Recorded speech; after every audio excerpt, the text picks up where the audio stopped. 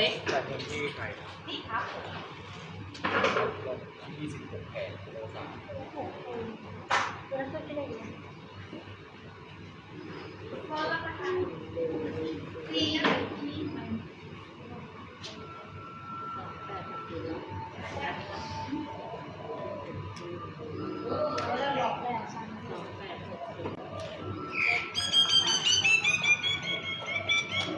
ซื้อไข่ไหมคะแล้วซื้อไม่ทันตอนนี้จะไปนู่นแล้วด้วยแตงน้อย10 บาทนั่นน่ะไม่ได้เลยค่ะสวัสดีค่ะว่าไงคะจำได้สิเราเลยเนาะเบอร์ 2กันเนาะ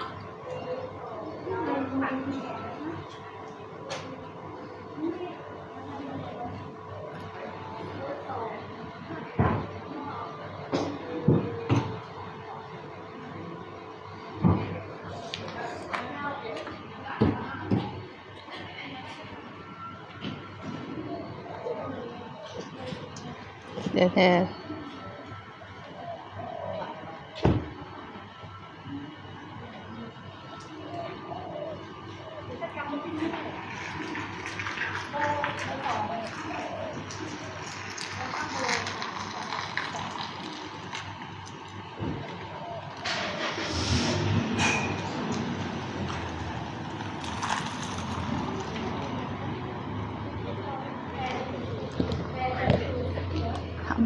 สวัสดีเจ้าสมาชิกแฟนเพจสวท.ลำปางเจ้าตอนนี้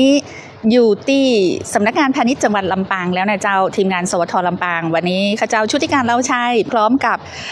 น้องต่ออาทิตย์วรรณวรี2 คนเฮานะมาป้าคุณผู้ฟังมานี้ป้ามาซื้อไข่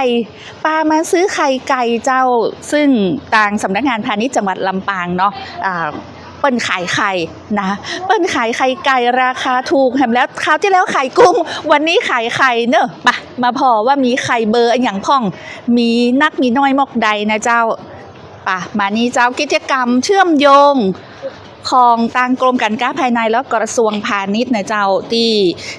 มีการจำหน่ายไข่ไก่เนาะของจังหวัดลำปางเป็นประจำปี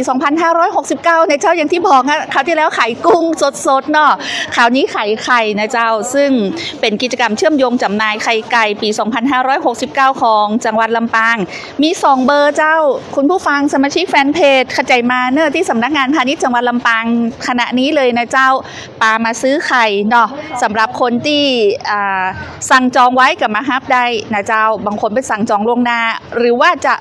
เดินเข้ามาซื้อได้เลยตอนนี้นะเจ้าที่สำนักงานพาณิชย์จังหวัดลำปางอยู่ที่ไหนอยู่ด้านหลังมิวเซียมลำปางหรือว่าด้านหลังสารกลางหลังเก่าเนาะมาได้เลยนะเจ้าที่สำนักงานพาณิชย์จังหวัดลำปางวันนี้ป้ามาซื้อไข่ไก่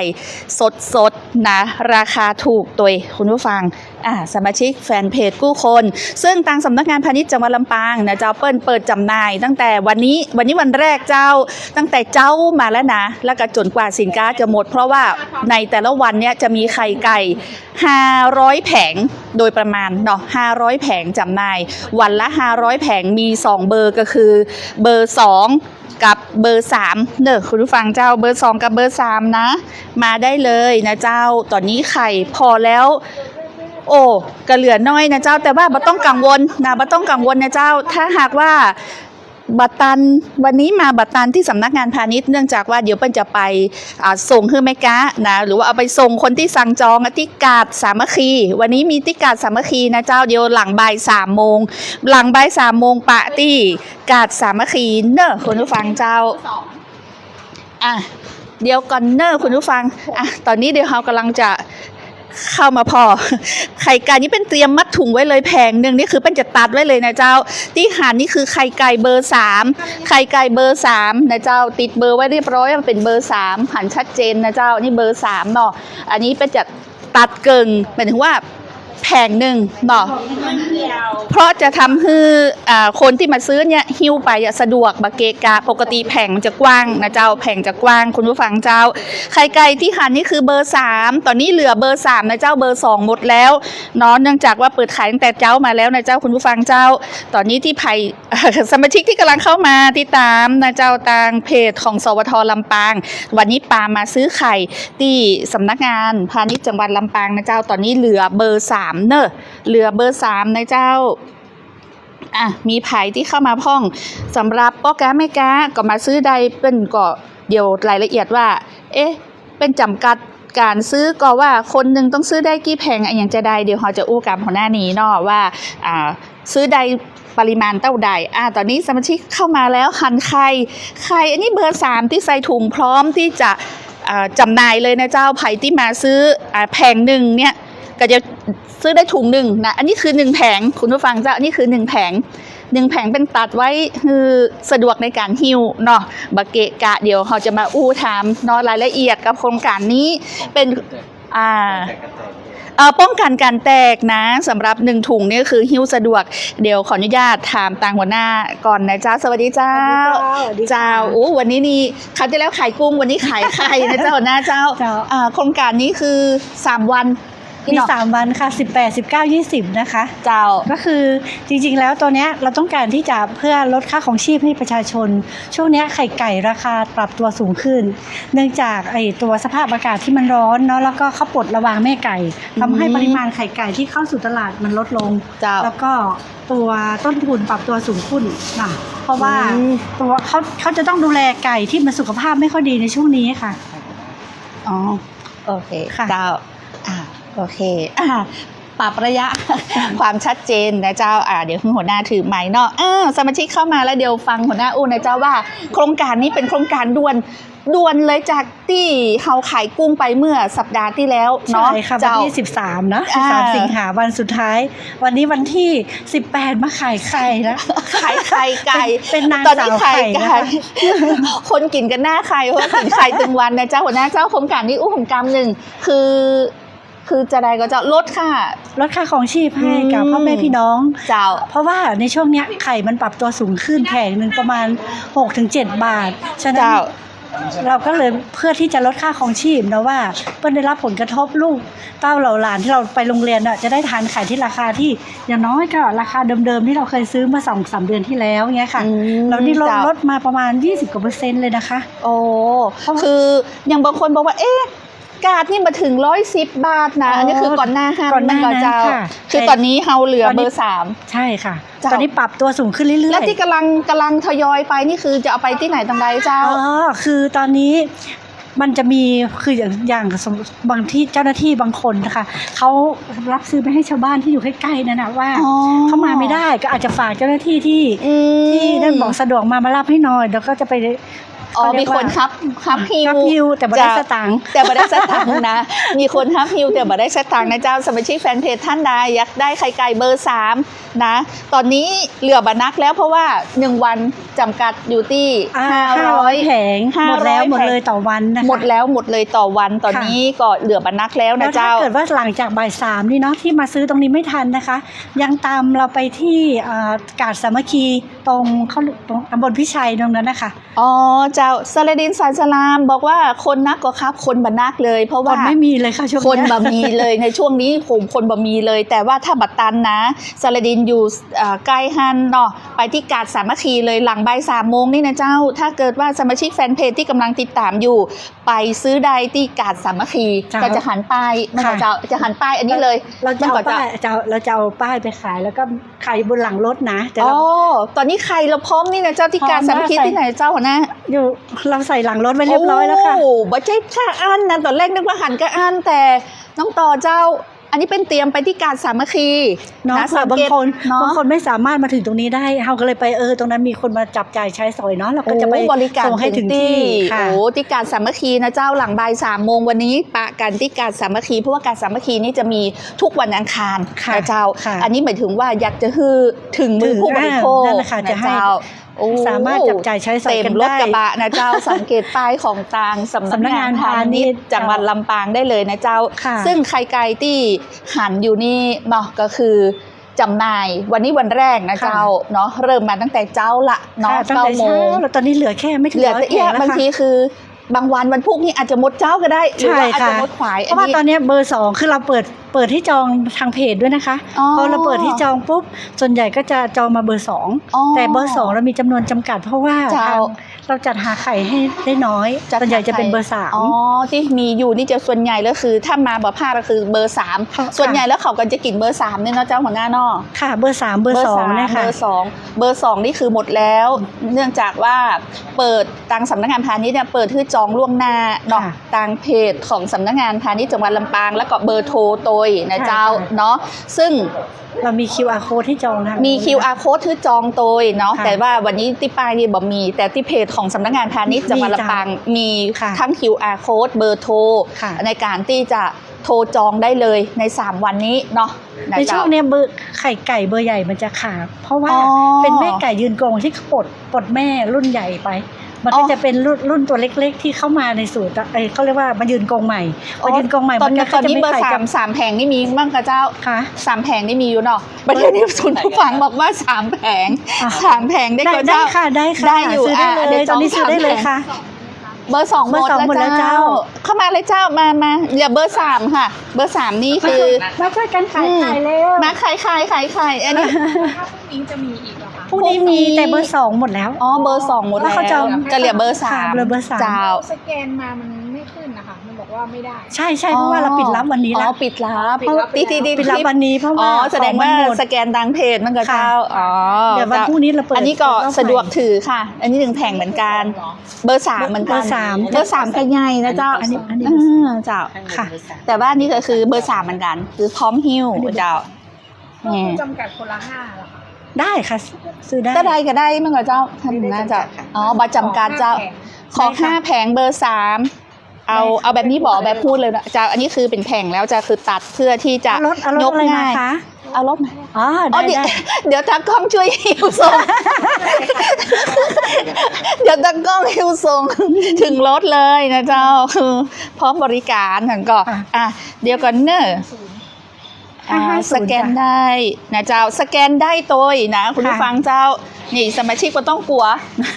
บ่ต้องถือเงินสดมานะเจ้าแค่สแกนจ่ายก็ได้เลยนะมาได้เลยที่สำนักงานพาณิชย์จังหวัดลำปางเจ้าอู้มีไข่ฝากหิ้วอันนี้ใช้ชีวิตที่มีความสุขทุกวันส่งสติกเกอร์หุ้มหัวใจมาคุณสันโนชัยวงศ์บอก3 แผงเนาะ3 แผงได้เลยนะเจ้า ก็ถามกัน 550โอนแล้ว ถามว่าคนไทย โอเคขอบคุณ คน ค่ะ ค่ะเดี๋ยวช่วยมีคนหิ้ว ใส่ถุงเนี้ยค่ะ ได้ดีตัวหนอก ค่ะ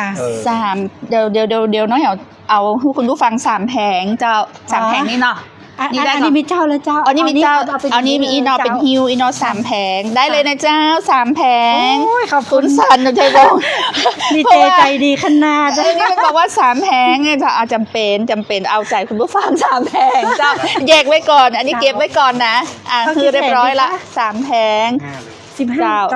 ตอนเนี้ยเหรอคะวันพุกได้ค่ะ เบอร์ 2 เบอร์ 2ได้10 อันนี้ต้องถามหัวหน้าเจ้า แต่ได้เอาเป็นเบอร์ 3อีก5ก็ได้ค่ะ เดี๋ยวผมบอกว่าเดี๋ยวเบอร์35ได้ไหม ค่ะ อ๋อ ไปสนีมัน ค่ะ ไล่เก็บยอดให้ อ๋อ แต่ไม่ได้รายว่า10 เจ้าค่ะ โอ้10 แผงขายดิบขายดีเขาเลือกขายกุ้งวันนี้ขายคือ10 กว่าแผงเจ้ามาได้10 กว่าแผงแล้วนะ1 2 3 4 5 6 7 8เหนือมาถึง20 แผงแล้วนะเจ้า แต่ว่าตีรถยังมีเปลอะนะเจ้า พวกนี้10 แผง พรุ่งนี้10 แผงอู้ขายดิบขายดี หัวหน้าไปรษณีย์เปิ้ล โอ้โหขอบคุณจะ มาเป็นผู้แทน โอ้เอาไปแจกลูกน้องกันเจ้า ออเดอร์ผ่านหัวหน้าเจ้าออเดอร์ หัวหน้า ผ่านหัวหน้า หัวหน้าสั่งกี่แผงก็เจ้าวันนี้เดี๋ยวขอ มา เนี่ย 20 แผงครับผม โอ้โหแต่ว่าวันนี้มัน แต่ตอนนี้จะไปเก็บยอดเพิ่มเติมถ้ามีเพิ่มเติมจะรีบแจ้งเข้ามาค โอ้ รับ อันนี้เป็นแบบว่า ครับ ค่ะ ช่วยกันขนาดนะเจ้าด้วยกันอุดหนุนเนาะ ครับ แล้ว ด้วย ก็ ความยินดีครับผม แล้วก็ ช่วยเหลือเกษตรกรครับ แสดงว่าอย่างก็เอาไปแจกลูกน้องทุกครอบครัวเลย แต่เช้า ครับ กินไข่บอกว่าสุขภาพดีนะไข่มีวิตามินเนาะมีโอเมก้าอย่างฮูสโป ครับ มีโปรตีน มีโปรตีนง่าย ๆ แล้วก็คือทุกครอบครัวนี่ กิน เนาะ ไข่นี่ สุขภาพ มีแต่คุณภาพ กินไข่มีแต่คุณภาพโดยเฉพาะไข่จากสำนักงานพาณิชย์ที่คือข้าประกันเรียบร้อยว่าสด สด คุณภาพดี ใหม่ค่ะ ใหม่นะเจ้า ราคาถูก ราคาถูก เพราะว่าช่วงนี้ราคา ราคาไข่จะอัพน้องถ้าไข่ไปซื้อตาม เทียบกับ กา ราคาในท้องตลาดนี้อันนี้ถูกแน่นอนครับ นี่ถูกแน่นอนยืนยันโดย ไปรษณีย์ไทยครับ ไปรษณีย์ไทยยืนยันโดยไปรษณีย์ไทยเจ้าสมาชิกแฟนเพจนะเจ้ายังมาตันเนอะแต่ว่าถ้าอยู่ไก่เนี่ยหลัง3 โมงเนี่ยมาที่นี่บัตตันก็ไปที่กาดสามัคคีมันก็เจ้าหัวหน้าเจ้า ไป เดี๋ยว ตามไปที่กาดสามัคคีนะเจ้า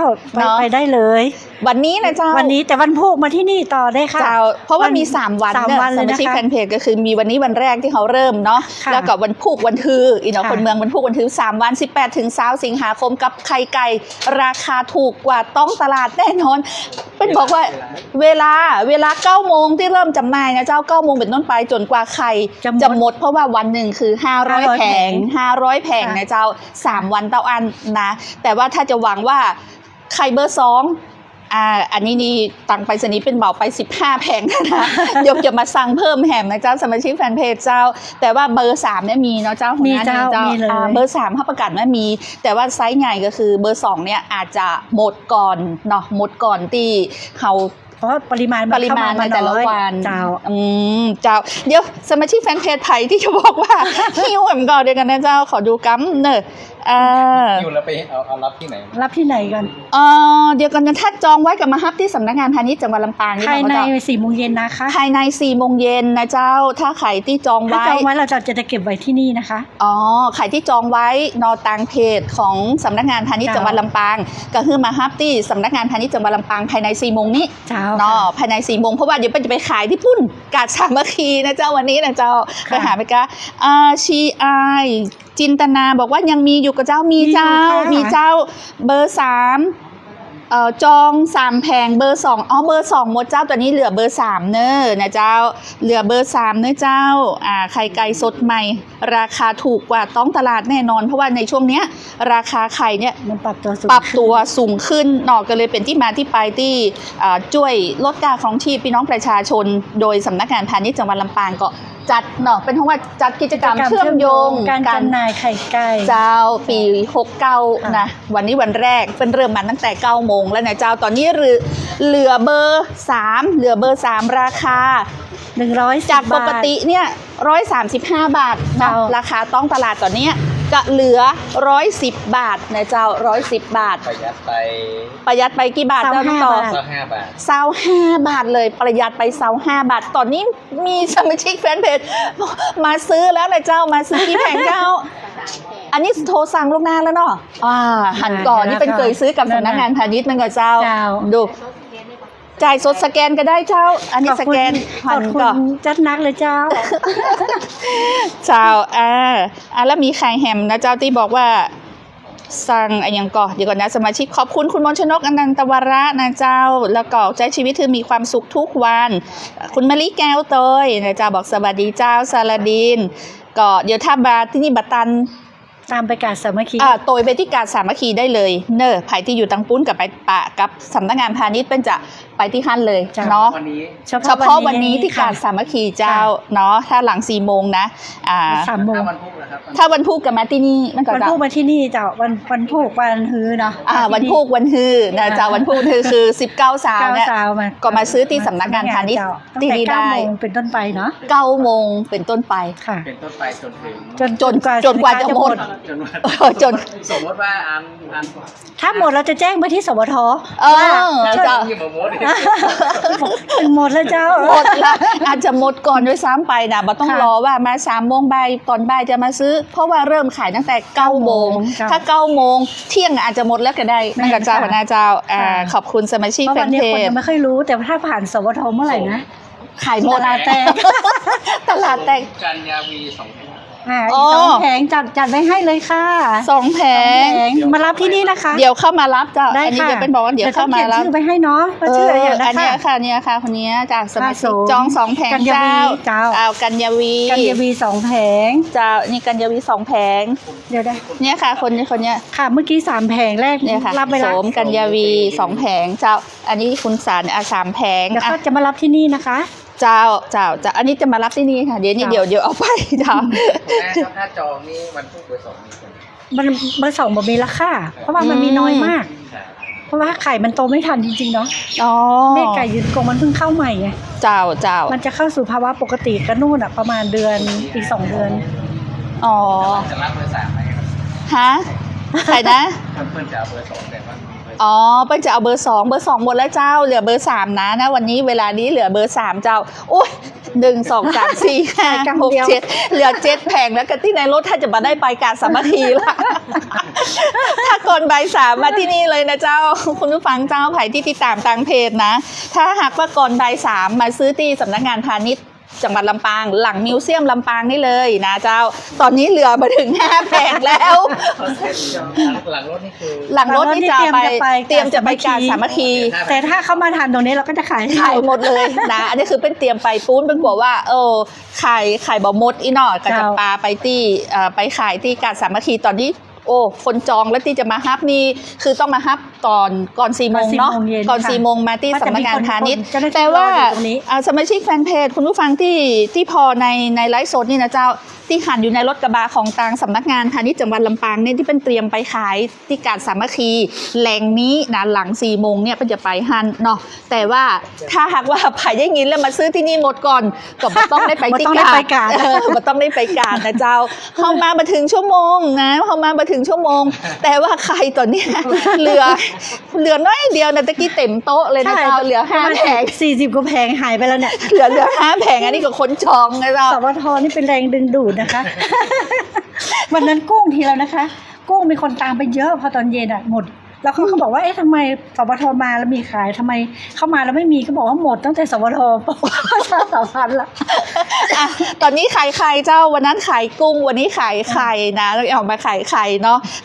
ตอนนี้กำลังมีคนเดินมาแหมนะเจ้ากำลังมีคนเดินเที่ยวว่าต้องมาซื้อไข่แน่นอน และจะต้องเป็นสมาชิกแฟนเพจที่ติดตามทางไลฟ์สดของเฮาที่กำลังไลฟ์อยู่บัดเดี๋ยวนี้นะเจ้าไผ่จะจองไว้ก่อนฝากจองไว้ก่อนเดี๋ยวจะเขียนชื่อติดไว้ให้เลยนะมาได้เลยนะเจ้ามาได้เลยเนอะเจ้า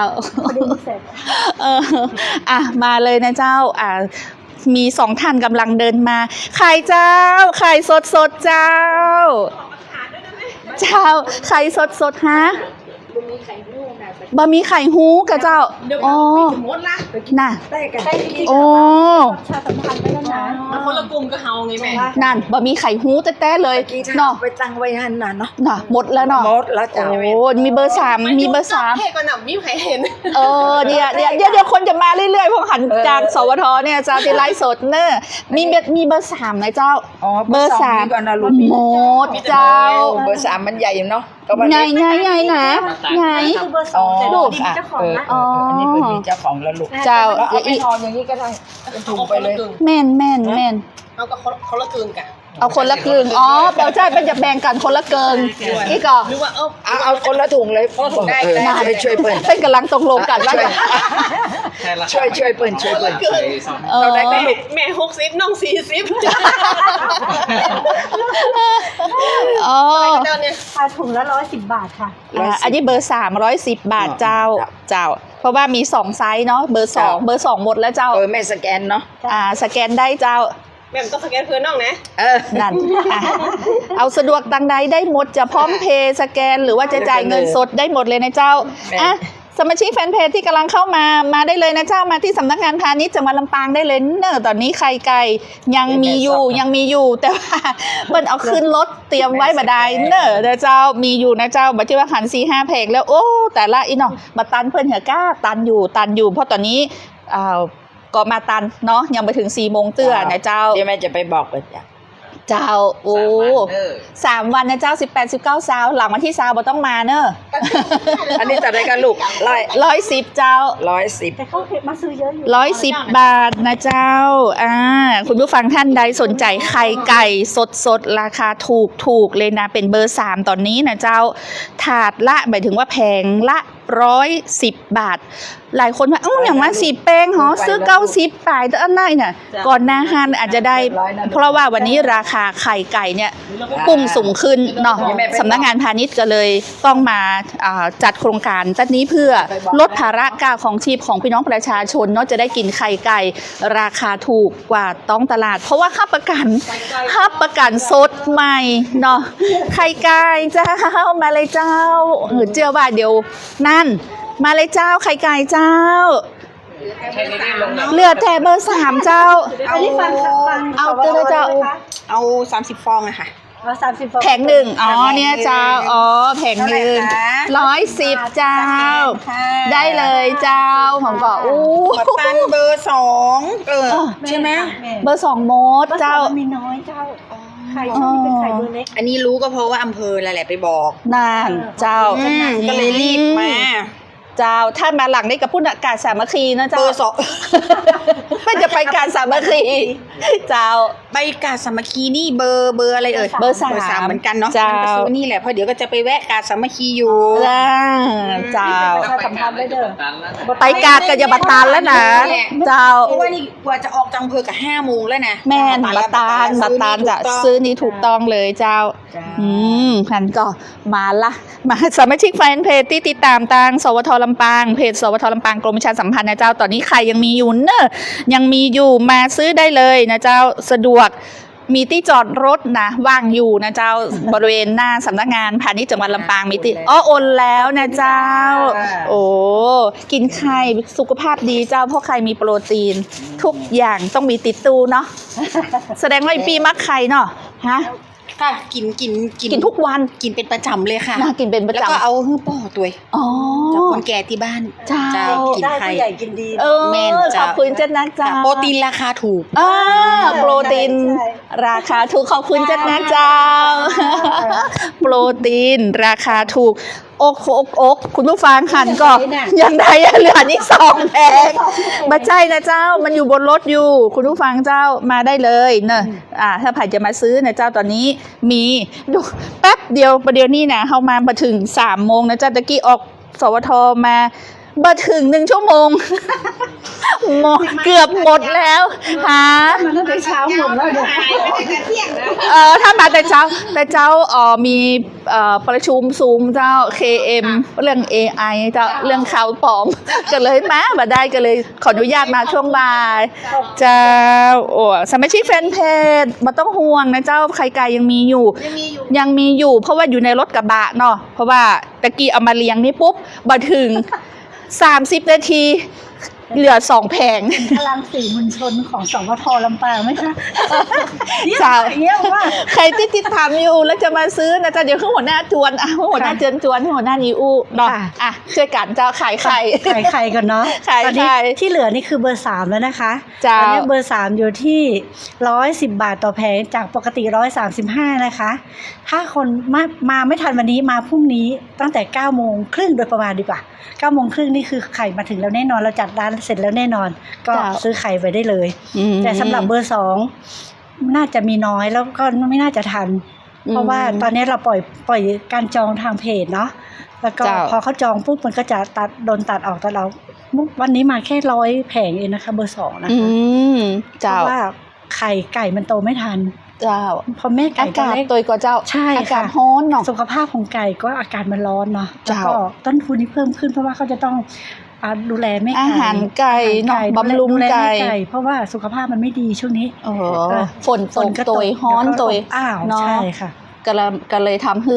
ไข่กับ หนุ่ยน้อยเนาะแกนน้อยอีนะคนเมืองว่าไข่แกนน้อยไข่ที่ออกมาเยอะเนาะก็คือถึงว่าถ้าเป็นคนเนี่ยเนาะ เราก็ยังไม่หิวข้าวเลยเนาะถ้าเกิดว่าอากาศไม่สบายตัวอย่างเงี้ยค่ะ เจ้าก็เหมือนกันนะเจ้าสัตว์โดยเฉพาะไก่เนี่ยก็เลยเป็นที่มาที่ไปบางคนเป็นห้องไข่ไก่อารมณ์ดีแต่ว่าอันนี้สดนะคุณภาพสดให้ประกันโดยสำนักงานพาณิชย์จังหวัดลำปางนะ อัน เจ้า นี้เขาบอกมาเลยว่าผลิตเมื่อวันที่17เองนะคะ 17มีวันผลิตตัวเจ้า เจ้า แปรสิงหาคม เจ้า จ่าย แล้วก็บอกวัน วันหมดอายุ วันหมดอายุวันไหน มดอายุไว้ที่วันที่7เดือน9เดือนกันยานู่นนะคะ ดูเก็บไว้ได้หลายอยู่ ได้ นะ หลาย เจ้า ได้หลาย เนาะ สัปดาห์อยู่ ได้หลายสัปดาห์อยู่เป็นมีวันที่ผลิตเนาะ ค่ะ แล้วก็วันที่ ห ห ม ม ด ด อา อา ยุ ยุตัวนะเจ้าอันนี้คือให้ประกันคุณภาพโดยสำนักงานพาณิชย์จังหวัดลำปางคือมีวันเดือนปี ค่ะ ผลิตเนาะแล้วก็วันหมดอายุเรียบร้อยบ่ต้องห่วงว่าจะเป็นไข่เก่าหรือจะได้ ใช่ค่ะ ไข่ใหม่แน่ ใคร นอ ไม่ น เพราะตอนนี้นะมันขนาดในท้องตลาดนี่ก็หายากขึ้น เจ้า เพราะเราก็จะพยายามที่จะมาหามาให้กว่าจะได้นะคะ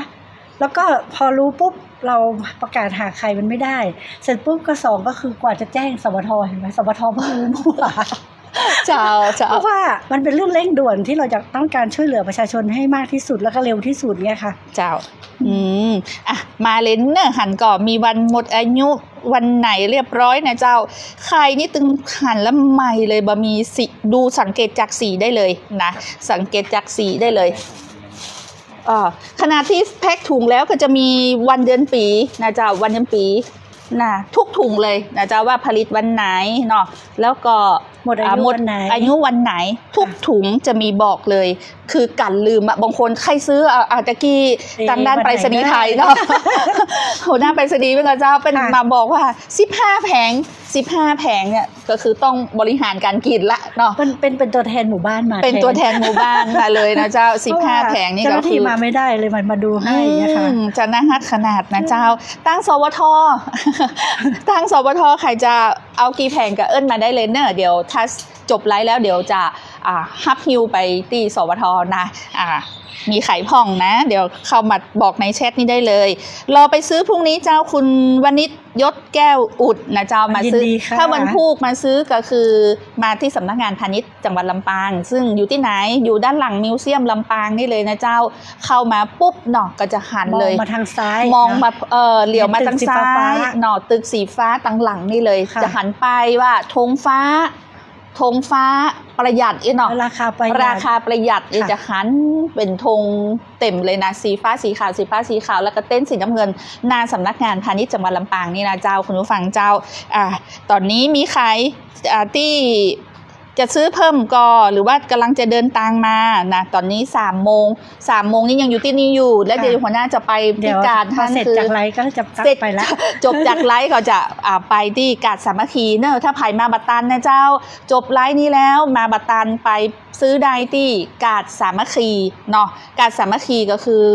อยู่ที่ตำบลพี่ชัย ตำบลพี่ชัยเนาะ มัน ที่ เป็นตลาดนัดนะ ตลาด วัน นั อั ด งคาร ใช่เป็นการนัดวันอังคารเนอะไผ่ที่มาบัตตันที่นี่เนื่องจากว่าบ้านอยู่ไกลไปปะกันเนาะที่กาดสามัคคีได้เลยเนาะแหล่งนี้นะเจ้าหลัง4 โมงแรงนี่ปะปุ่นที่กาดสามัคคีได้เนาะแต่ไผ่ที่มาตันในช่วงนี้มาซื้อที่สำนักงานพาณิชย์นี่ได้เลยนะเจ้าสำนักงานพาณิชย์คือสะดวกสุดละนะเจ้ามีที่จอดรถนะเจ้ามาเลยเนอะคุณผู้ฟังเจ้าสมาชิกแฟนเพจไผ่ที่ติดตามอยู่ ต้องกลัวมดเห็นไหมจะไปมดก่อนแต่ถ้าไปสามัคคีนี้เดี๋ยวถ้ามดกับมดเลย หมดก็หมด ห เล น้าย ใช่ เพราะว่าการสามัคคีนี่ไม่คาตะลุ่มเลยนะ แม่ค้าตะลุงเนาะคนขายแล้วก็คนซื้อ เนาะ ของ คนซื้อของกันนักแม่ค้ากันนัก เจ้า อาจจะบัตัน บัตัน แต่ว่าถ้ามาซื้อที่สำนักงานพาณิชย์ ตอน รั นี้ บ ไม่ รอง มีคน บ่มีคน ได้ทุกแผงได้เนาะมาจำกัดกันซื้อว่าต้องซื้อได้แค่5 แผงคนหนึ่งหรือบัจใจนะเจ้าซื้อได้หมดเนาะขอบคุณสมาชิกแฟนเพจเบอร์2มามีเจ้าพี่แอร์สาวน้ำหมวยคนสวยสวทป้าแอร์เจ้ามีแต่เบอร์3มีแต่เบอร์3เจ้าเดี๋ยวก่อนเนอะตอบก่อน อู้ไปตัวแล้วก็ตอบได้มีแต่เบอร์3เจ้าเบอร์3มีแต่เบอร์3 1 แผง วันพุธกับเบอร์ 3แต่วันที่ซาวนี่จะมีเบอร์ 2 วันพุธกันยังมีเบอร์3ถ้าอยากได้เบอร์2ต้องเป็นวันที่20วันสุดท้าย ค่ะ เนาะ เจ้าเพราะว่าอย่างที่ว่าเนี่ยคือหัวหน้านี้บอกว่ามันบัตตานเนาะหาคือบัตตาน แม่นค่ะ ใครผลิตบัตตานเนาะอ่ะแล้วป้าแอจะเอาเบอร์อย่างดี เอาเบอร์สามไหม เอาเบอร์3ก็เจ้าสารน้ำหมวยเบอร์3ก็ถ้าเอาเบอร์3เดี๋ยวจะหิ้วไปฮื้อที่สปทเลย เบอร์2บะมีเจ้าวันนี้เจ้าขอบคุณจัดนักเนอะทุกท่านเลยนะที่เข้ามาติดตาม ให้ดูเบอร์ ดูเบอร์3เนาะอย่าแกะให้พอเลยกันแล้วกัน แกะเลยก็ได้ค่ะ ว่าเบอร์3นี่มันขนาดไหนมันไม่ได้น้อยนะ ไม่ต่างกัน เนาะ นะ มาต่างกันเลยนะเจ้าเดี๋ยวนะนี่เบอร์3หันจะเลยเอาแกะให้พอเดี๋ยวคุณผู้ฟังจะว่าเบอร์3แกะน้อยเดียวบัตรน้อยดูอันนี้เบอร์3อันนี้เบอร์2อันนี้เบอร์2อันนี้เบอร์3รู้จะยาวกว่ามาเบอร์3หันก่อนน่ะ หันก็ค่ะไม่ ต่างกันน้อยเดียวนะเจ้าตอนนี้เบอร์3เบอร์คะแนนเพื่อตันเถอะเบอร์3กับคะแนนเพื่อตันและที่สำคัญคือมีวันหมดอายุบอกตัวนะที่ถุงนี่นะเจ้านี่นั่นมารับเป็น ที่จองไว้2 แผงเมื่อกี้ใช่ไหมคะเนี่ยเก็บไว้ให้ละ อ๋อคุณ ส้มกันยาวี คุณส้ม ขอบคุณมากเลยเจอตัวแล้ว คุณส้มกัญญาวีนี่ค่ะคนนี้ค่ะจองไว้ตะกี้นะจ๊ะขอบคุณค่ะที่ติดตามทางสวทลำปางสมาชิกแฟนเพจดูจากไลฟ์นะเจ้าแล้วก็มาฮับของยังตันอยู่นะเจ้าคุณกัญญาวี ขี่รถคนเอาเรือประมดแล้ว นั่นแหละ เจ้าป้าแอบอกว่าเบอร์3ก็ได้เจ้า เจ้า อ้าวอันนี้4แล้วนะเอาละเอามาตั้งต่อ มาเดี๋ยวนี้คนจากรถคนลงจากรถเอามาตั้งต่อแล้วเจ้ายังบอกไปกาดเตื้อมาได้เลยเนื่องพอตะกี้คือสวทยังมาถึงเนี่ยเจ้าหัวหน้านี้และทีมงานก็คือคนใครไว้รถคือจะไปขายที่กาดสามัคคีมาเดี๋ยวนี้บัดแน่อาจจะมาถึงกาดนะเจ้าถ้าสมาชิกมาที่นี่หมดเพิ่งก็บอกไปกาดละเนาะมาได้เลยนะเจ้ามาได้เลยป้าแอบอกว่าเอาเบอร์3แผงเดียวเนาะป้าแอเจ้าคุณทรงพลส่งที่พัทยาได้นะคุณทรงพล สมาชิกแฟนเพจไข่ไก่ราคาถูกนะเจ้าวันนี้มาขายไข่ที่สำนักงานพาณิชย์จังหวัดลำปางเจ้าเนาะลดค่าของชีพคุณทรงพลหน้ามาช็อปขนาดบ่ต้องแออัดเลยมานี่ปุ๊บรับรองได้ไข่ปิ๊กบ้านเลยเจ้าคุณทรงพลเจ้า ส่งถึงพัทยาได้นะ110 บาทเจ้าราคาไข่ไก่เบอร์3รับประกันคุณภาพสดใหม่จากสำนักงานพาณิชย์จังหวัดลำปางเนาะท่านใดเจ้าเนี่ย110 บาทเนื่องจากว่านี่อย่างถึงเบอร์3ผู้เตรียมซื้อมาถึง100กันเนื่องจากว่าราคาไข่ไก่ไผ่ที่ติดตามข่าวสารเนาะบอกว่าจะออนไลน์หรือสื่อทีวีโทรทัศน์ทีวีอย่างต่างๆก็จะหันว่าไข่ไก่เนี่ยราคาพุ่งสูงขึ้นวันนี้ไผ่แค่ได้ราคาถูกมาที่นี่เจ้าอันนี้ถือว่าเป็นราคาถูกกว่าต้องตลาดแน่นอนรับประกันตอนนี้กำลังมาแหมแล้วนะเจ้ามาแหมแล้วคุณผู้ฟัง มาแหมแล้วนะเจ้าเอากี่แผงดี เอากี่แผงดีเจ้านะเบอร์2ลดแล้วเจ้าเหลือเบอร์3มาพอมาตั้งกันนี่อันนี้ก็เอาเบอร์3ให้ดูเลย มาตั้งกันเลยเจ้ามาพอก่อนเจ้ามาพอเลย อันนี้เบอร์2จริง นะมาพอก่อนว่าบัดเดี๋ยวนี้นะไข่ไก่เบอร์3จะเทียบคือพอเลยว่ามันบัดได้น้อยนะเบอร์2นี่เป็นจองไว้แล้วมันหมดเนาะแล้วพอเบอร์3นะเนี่ยเจ้าเนี่ยหันก็มาตั้งกันเลยดูว่าจะเต้ากันอันนี้ยังยาวกว่าเบอร์2นะหันก็มันมีแค่อ้วนกับผอมนั่นน่ะ ไม่ใช่ออร์แกนิกก็ ไข่สดเลยไข่ส อา ด รมณ์ดีจ้ะ ไข่ไก่อารมณ์ดีค่ะ เพราะคนขายอารมณ์ดี 110 บาทเจ้าพอแม่ค้าเนี่ยแม่ค้าขายเนี่ยคนหน้าตาแม่ค้าเด้อ มันจะมีบอก มีบอกวันหมดอายุเรียบร้อยเจ้าเอากี่แผงดี จะคิดเป็นจังเอาเบอร์ เจ้าเบอร์2หมดแล้วเจ้า ติดฉลาก บอกวันหมดอายุเรียบร้อยนะเขาควรจะกินนนถึงมาได้นะเจ้ารับประกันโดยสำนักงานพาณิชย์จังหวัดลำปางเจ้าสัก10 แผงบอกตะกี้หัวหน้าไปรษณีย์มา15 แผงนะมันผูกอย่างนี้ วันผูก ไม่มีแล้วเจ้า บะหมี่เจ้าเป็น เพราะว่ามันไม่มีไข่ไซส์นี้ บะหมี่ไข่ไซส์นี้มัน เบอร์3ใช่มันอากาศร้อนฝ ตอน น นี้ ตก แม่ไก่ยืนกงเข้าไปใหม่เนาะ น่า มัน เจ้า ไก่มันตัวเล็กอยู่แม่ไก่ใหม่ เบอร์3นี่ ไก่ลูกเล็ก ที่ไหนอ่ะ เป็นไข่ของ CP กับเบทาโก น่ะ เพราะว่าค ของไข่ในฟาร์มบ้านเรานี่คือไปไล่ละของเขาหมดละไม่มี บะหมี่เบอร์ใหญ่ ให้เลย เจ้า ค่ะ มีเบอร์ใหญ่ ดีกว่ามาได้ ทั้งสองแผ กิ ง น เลยไหม นะมัน คะ ต้องติดตู้มันต้องติดตู้นะ แม่ฉันต้องได้กิน ประหยัดไป ไข่ สัก ไก่ 5 บาทนะเจ้าเนี่ยปกติเนี่ยท้องตลาดก็คือตอนนี้ราคาไข่ไก่เบอร์3เนี่ย135อีเนาะสำนักงานพาณิชย์เอามาลดราคาเหลือ110 บาท ประหยัดไปสัก5 บาท ต่อแผง สดโดย นักของเบอร์สอง อ๋อเบอร์2มันเบอร์สอง มันบะมี เปิ้นจองแล้วเปิ้นก็เอาไปหมดละเจ้า อันนี้ก็อันนี้ก็หมด จะได้หรอ อ๋อเปิ้นเปิดมา เปิ้นเปิด ตาม เพจ เพจของสำนักงานพาณิชย์เจ้า เจ้า เนี่ยแล้วก็เป็นกระฮื้อจองโทรจองได้แล้วก็มี QR code ของ Facebook ของต่าง สำนักงาน พาณิชย์ เจ้า เจ้าตะกี้เป็นกับมาฮับคนที่เป็นจองไว้นะอันนี้กับบ่ฮู้เนาะอ๋อเป็นเปิดจองด้วยน่ะอ๋อคนที่เป็นฮู้ติดตามเพราะว่าคราวที่แล้วนี่ขายกุ้งนะไม่กล้าขายกุ้งนะไปปุ่นกัดมาแล้วนะ อัน เจ้า นี้เป็น วัน ตัว นี้ ดึ มาง ขาย ดูดนะ ไข่ เจ้าไปขายกุ้งกับมดไปขายไข่ก็ขายเกลี้ยงดีขนาด แล้วก็มันจะมีเพจของอันนี้เหรอ เจ้าติดตาม ค่ะ ทางเพจของสำนักงาน มี พาณิชย์ Facebook เล ของ ย สำนักงาน เจ้า พาณิชย์ค่ะ หรือบ้านกับเพจสวทลำปางก็ได้ สวทก็ได้ เนาะ สวท จ้ เขาก็ สวท ประชา เขา สัมพันธ์ จะแชร์ขึ้นเพจด้วยละสวทลำปางกรมประชาสัมพันธ์ ก็หมดเนี่ยกัน แม่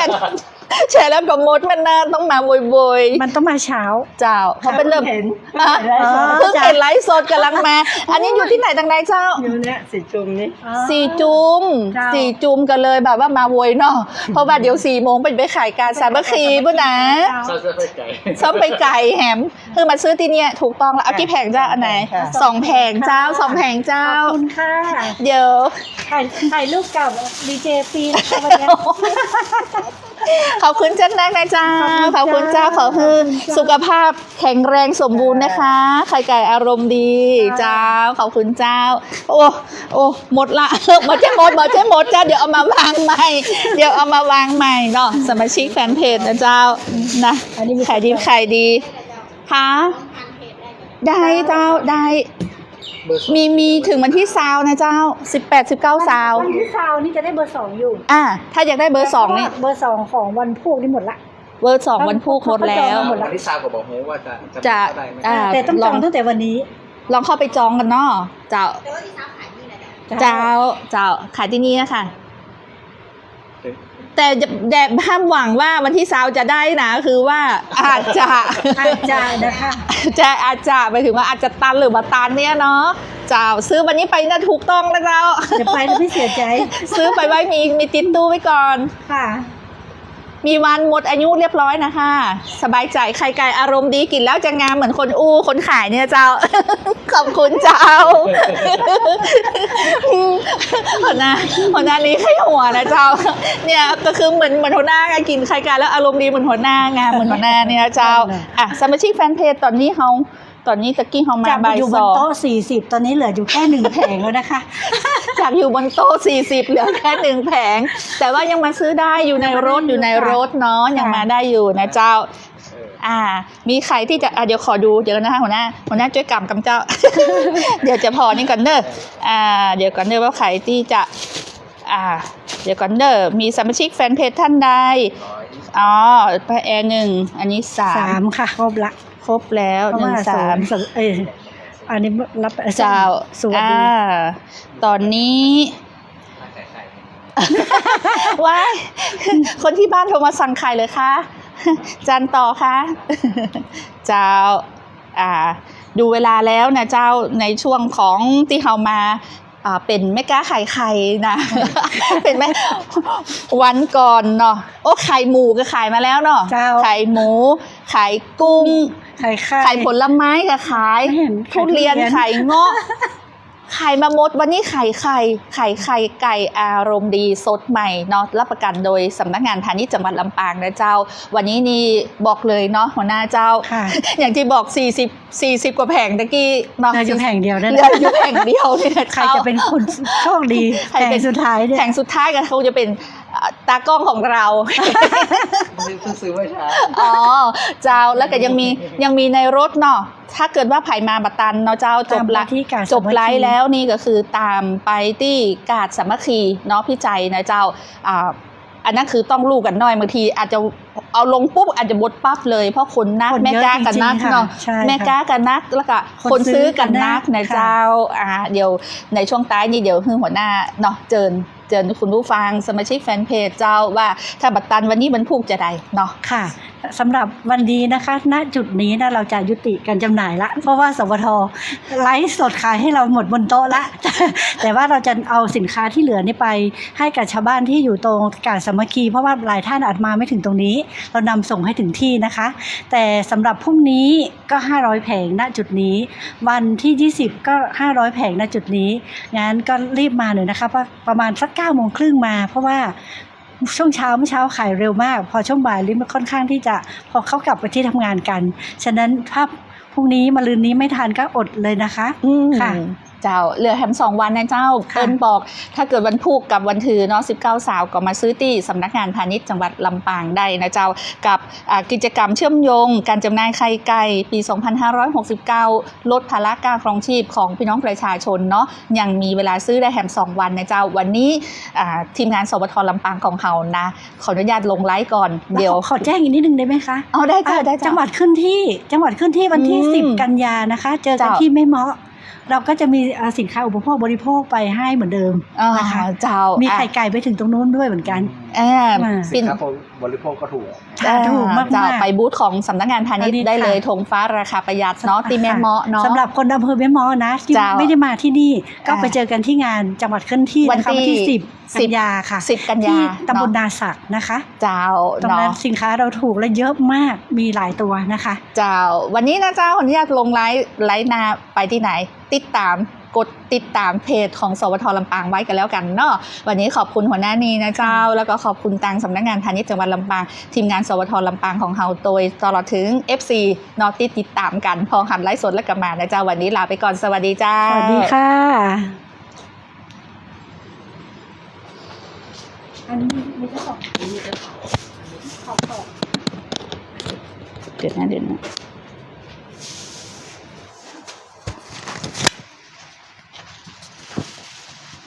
ที่เขารบกวนฝากไปที่สวทนะ โอ้ 3